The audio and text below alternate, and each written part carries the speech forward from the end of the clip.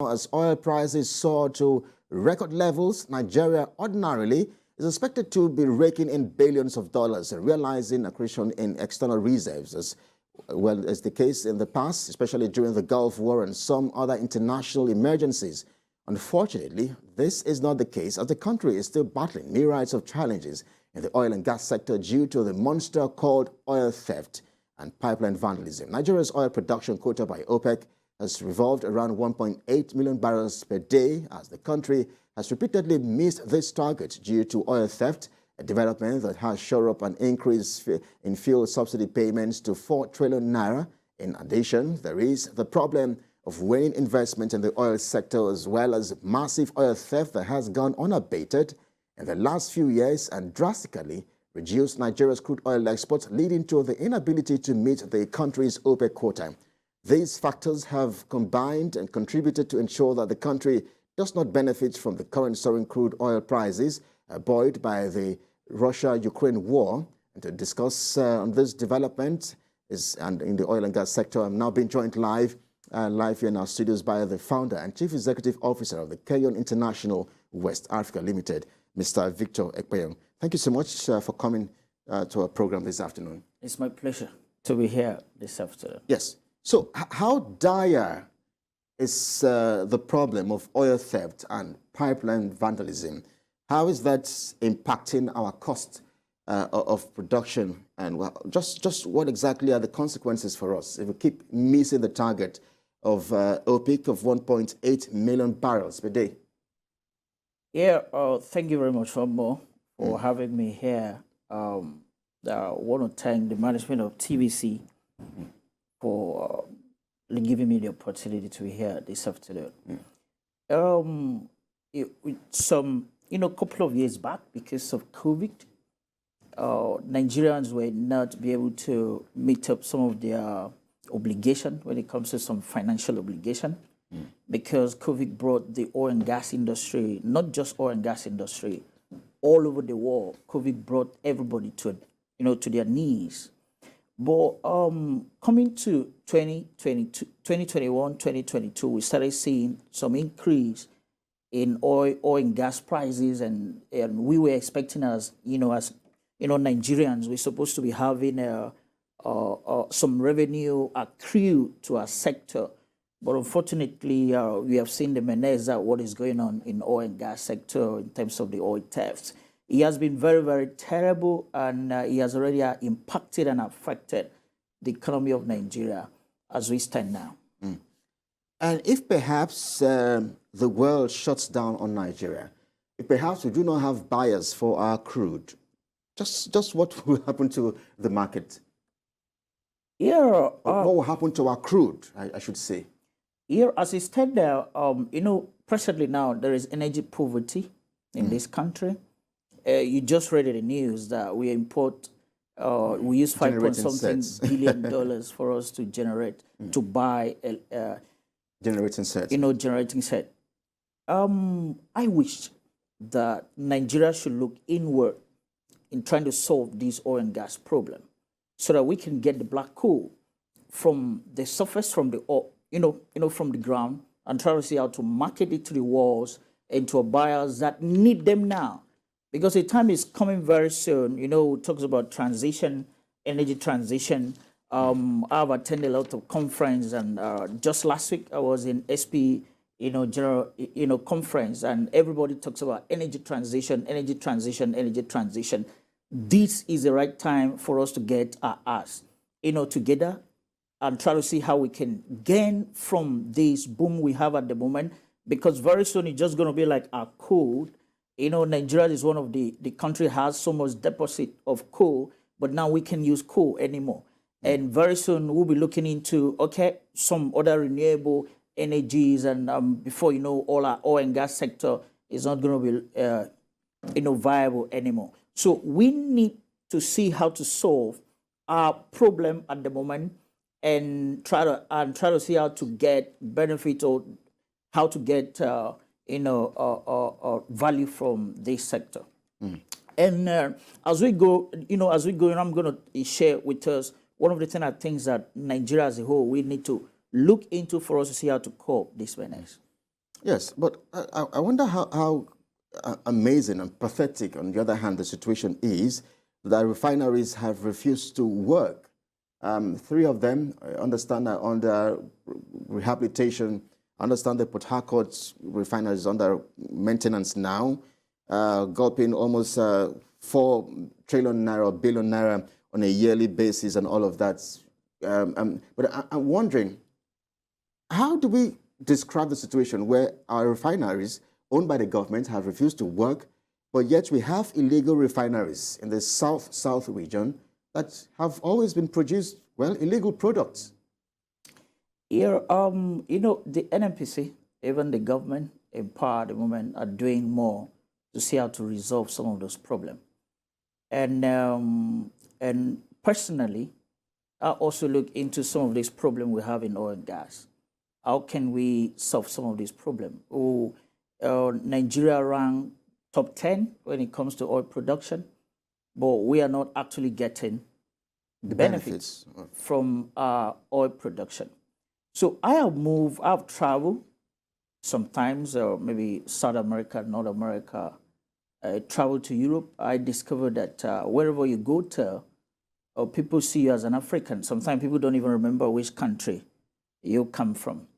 And we all know that the war, these inclusion, these, diversity, equity, and inclusion started from the industrial, revolution era, where people started, migrating from villages and going to cities to see how to look for greener pasture. So I want to advise our government, I want to advise anyone that can hear me, that the world is moving to a global village and everybody needs to come together, no matter where we're coming from, to see how to solve a problem. We need to see this as, diversity as a God-given gift. We need to see how to bring in inclusion, and we need to see how to be equitable. Like now, what brought the oil and gas into its knees for the past 6 months or a year now, it's almost getting to a year, is because of oil theft. And how can we solve the problem of oil theft? You solve a problem of oil theft with what the federal government is doing right now, by inclusion. Yes. Getting close. We'll come to the inclusion plans of the current administration and some of the policies. But walk us through perhaps what you have seen in other countries, even here on the continent. I mean, we had a pep talk just before the show. You mentioned in Ghana, for instance. What are the lessons perhaps for Nigeria when you look at how countries around the world have handled issues around their gas and energy supplies? I would just tell you about inclusion because, some people talks about Nigeria pipeline being vandalized. Let me just start by there. And if you check into Nigeria, we have two major pipelines, which is 97 kilometer and 12 kilometer. When it talks about the the NCTL and the the other one, they are about 97 and 12 kilometers. But if you travel all over the world, you'll be seeing pipelines running into 8,000 kilometers. Like presently now, China is building a pipeline across China by, PetroChina that run into 8,700 kilometers. That is like you building a pipeline from here to Ukraine. And you now see they are operating that pipeline, even still it is under construction, they're operating it very optimally. Brazil is also building pipeline run into 4,000 kilometers. The pipeline that was supplying Europe gas from Russia is over 4,000 kilometers. And Nigeria and some other South Africa nations are trying to supply Europe gas. And that pipeline runs into 4,000, I think 100 kilometers. That is the Trans-Sahara pipeline. Yeah. So now, how did this country got this thing working? They got this thing working by inclusion. As I'm talking to you now, the whole East Africa, there is an oil recovery, in Uganda, and Uganda now is want to give oil and gas, to Tanzania. So how are they able to get it done? Last month or so, I was with the head of compliance of the East African oil pipeline. So I asked him, we're having issues in Nigeria for 97 kilometers. How do you want to cover this 1,100 or 1,400 kilometers that is going to travel from Uganda to Tanzania? So it's all about what I told you about. The inclusion, bringing people to the round table, discussing with people. This pipeline is going to travel from here to here, from here to here. And okay, let's talk about in the US.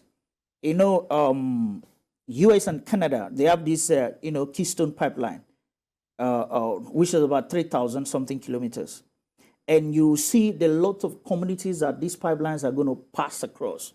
These are the communities that need engagement. These are the communities that people need to be talked to. And when you talk to people and you see how they was going to respond, and you see, because they will see one or two that there is some economic, benefit that is going to, derive to them, and you see how they are going to respond positively. Well, I wonder if perhaps the inclusion you're referring to has to do with the contract that was awarded to the Niger Delta bigwig, Tompolo, because it's been a very controversial move. It has received a lot of criticism. I remember somewhere around August, the NNPC, Nigerian government, had to make a clarification about that particular contract. I'm trying to see just how much, I know it's in billions, but I'm trying to get exact figure of how much that contract is worth. But help us understand with your analysis about this particular contract and what perhaps it brings to the Niger Delta region. Okay, first of all, I need to commend the federal government for the initiative, because the Niger Delta region has been we have not been observing peace for some time now. And the federal government came up with a very good initiative to see how to engage, the people of the region, to see how to solve problems. It's a commendable feat. But I also would advise that there has to extend to whosoever, that need those, packages. Because this 97 kilometers pipeline that we are discussing about is on between Bayelsa and Rivers. That is where it passes across. So now the federal government have come up with a very good initiative, and I will advise and I will just suggest that they should go ahead and see, because the most important things for me is the ordinary Nigerians that are suffering. And we have something that we're supposed to get, our own God-given resources, to get it out and get into the international market to sell. So whatever means the federal government wants to see how to restore peace and let us get this black gold into the market, my brother, I will say the federal government should go ahead and do it, and make sure that we have, look at the inflation rate. Look at what is going on. Look at the scarcity of dollars. How do we get dollars? How do we get dollars? We get dollars from selling crude oil. So if we have not been able to meet up our OPEX quota, we need to look to see how to solve our problem internally and go into some of these engagements and negotiation. So just to clarify, the contract is reportedly about 48 billion naira per year. Some other Niger militant groups from the region are not very happy. I know there was a protest in Port Harcourt about the emergence of Tompolo. But do you think that this will work, especially when other kingpins in the region are angry perhaps with the federal government? How will they synergize? How will they harmonize to ensure that we do not keep losing what we are losing as a result of oil theft and pipeline vandalism? We are all Nigerians, no matter where you're coming from. So if we have a problem, we need to solve a problem. So the federal government knows what to do. And I know they are going to use their wisdom to reach out to whoever that needs how to be reached out to. What's the impact of all of this on Nigerians? What's the cost for Nigerians? The most important thing, like I discussed before, is that we have something that the world needs. And we need to solve the problem so that we can get it into the world market for us to earn revenue and use it to solve our problem. okay, look at the infrastructure, is look at our roads, look at everything that is going on in the country, look at power, energy poverty. We don't have power. How many hours do you have power in a day? So these are our God-given resources. So we need to come together, solve a problem, and see how to get it out, and get it into the international market. So I know, and I'm very sure, the federal government knows the right step to take. And like I say, I've already commended them from starting the step for peace, and I know that they will go further to see how to get this problem solved. I would like to get your thoughts about the transition of the NNPC to the NNPCL, that transition and transformation or whatever it is. Are you optimistic about the impact, the commercialization of the NNPC? Yeah, very, very optimistic, very, very optimistic, because what I just see that just transpired there is that the federal government is just trying to say, okay, we have a very good market in Nigeria, trying to see how to tidy up the house and see how to get investors coming in to invest. We have a huge gas reserve. And gas is the future. So how are you going to attract investors to come into the country to invest if you know that, okay, there are one or two things you should adjust and try to see so that it will look a little bit transparent, so that because Usura is coming to invest in any business, one return of investment. You understand? So if I have a business and I need an investor, and I know maybe there are one or two things I need to tidy up in-house so that I will be able to present my papers or my books to the investors, and investors will look at us, okay, this business is viable, let me come and invest. So I think that is what it's all about. So I'm very, very optimistic. A lot of companies are going to come in to see how to tap into a gas reserve.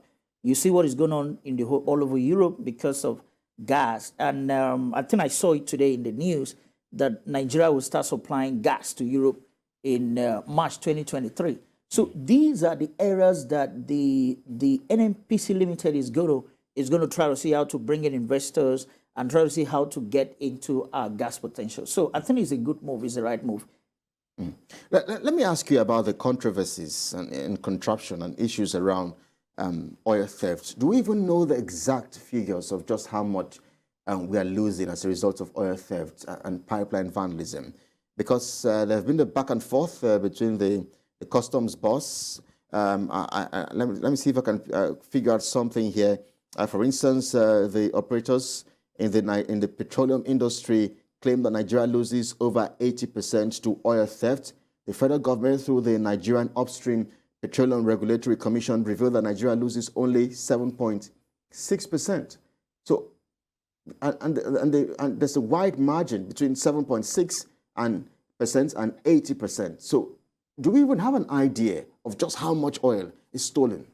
Kelly, to be very honest to you, I don't like a station where we wash dirty, linen, outside. The federal government is the federal government. The federal government, the Nigerian Navy is part of the federal government. The Nigerian Upstream Company is part of the federal government. So it's for them during their, federal, executive council. It's for them to sit down and harmonize and look into the problem. How much oil is being stolen per day? So I'll leave it to them to decide. I'll leave it to them to work on that around. You understand? Yeah. So we're having one government at the moment. Yeah. So Usura is the head of Nigerian Navy, was appointed by this government. Usura is the head of DPO, or defunct DPO, Nigerian Upstream Company. It's also part of the government. So I believe that they will come in together and look into to see how to harmonize some of these figures and to see how we'll be able to tell the general public what exact oil is being stolen. Share with us your experiences, because you're in the oil and gas sector. Share with us your experiences. Paint a picture to Nigerians perhaps of what it means to be in that sector. Yeah, it's a very challenging sector. Is the only sector that is well regulated in Nigeria. So when I say well regulated, is that is the only sector that you can't hide, no matter what you do. because for you to get some okay, for example, your tax clearance, there is a lot of supporting document that you must have, and for you to have those documents, it lead you up to the next document, so it's a very challenging sector, and it's also a very rewarding sector if you are in there to solve problems, not in there to try to see. If we do not solve these problems, if we do not fix our refineries, if we keep waiting on the West, for instance, to refine our products, I mean, there are hopes and expectations about the Dangote refinery, but if we do not fix these issues around our refineries, around our crude, around oil theft, around pipeline vandalism, what do you fear the most that would happen to this gift on our country? What are the consequences? What are the implications for the average Nigerian? Just like I said before, that is a continuation of poverty. Like I said before, we have so much deposit of coal, but we can't make use of them. And China is still generating power, India, with coal. You understand? So I think what baffles me most is that it's not just a Nigerian problem. Ghana here, they are doing almost 200,000 barrels of oil per day, no refinery. In some other countries, there was a time I was even trying to check, in the whole Africa, how many refineries do we get? So I think it's more, for me, I think it's more than a Nigerian problem. So but we as Nigerians are the one that is going to solve the problem. You understand? Yeah. So the problem we have in this country, let me be honest to you, is that we are not patriotic. We don't see a Nigerian problem as our problem. We see a Nigerian problem as our neighbor's problem. So how about the moves by the federal government? I mean, this will be my final question, because I understand we are absolutely pressed for time and we have to leave it here. But how about the policies of this particular administration? How would you rate the current administration in terms of the policies towards the oil and gas sector? Have you seen any massive improvement? And perhaps your final words and recommendations as well, especially with the elections just a few months away. Yeah, this government have also tried their best, but they were so unfortunate that the government came and they experienced a lot of turbulence, like oil price. Okay. Oil price went so down, and so because of the pandemic. No. There was a low price before the pandemic, so this government had a lot of things to fix. I think they were lucky that the revenue was not coming the way it used to come before, and they also had to do a lot of borrowing just to see how to be able to solve some of balance up. The government on their own itself also tried in some of the policies, and like it talks about the NNPC transitioning from a government entity to a private entity. These are some of the wins of the government. But I would also want the government to pay more attention on some of these economic indices, some of these things that generate revenue to us, like the oil, and try to see how to solve this problem. Now that there have been engagement to some of these people in the Nile Delta, I will also advise the government to move rapidly into trying to see how to work on the idle wells, because I discovered that government spend more money when they're trying to drill new wells. But there are a lot of wells that has been abandoned, maybe pipeline invested, maybe something just happened that those wells have been abandoned. If the government can look into some of these idle wells and try to see how to reactivate them, bring them back into stream, and try to see if we could only meet up our OPEX quota and try to see how to raise more revenue from this revenue, try to see how to solve our problem. Look at ASU. They're on strike. We need money to give to ASU. So part of the money is still on the ground. So these are the way the federal government need to see how to come together to solve this problem. Kelly, let me just leave it here. You see, I want us to be patriotic about this country. If you move all over the world, you don't have any other country apart from Nigeria. So if you have any legitimate way to solve Nigerian problem, you need to be involved to solve this problem. So, if you move all over the world, people no longer talks about which tribe is it coming from, which state is it coming from. I'm looking at in Nigeria tomorrow where nobody asks you where are you coming from. They look at your skin. I'm black, you're black, and you're my brothers. Because if you travel to some countries and they see you, nobody knows whether you're Igbo, whether you are Akwa Ibom, like me that I'm from Akwa Ibom. Nobody want to talk about whether you're from Akwa Ibom. People just call you a black man. So let us come together to see how to solve this problem. All right.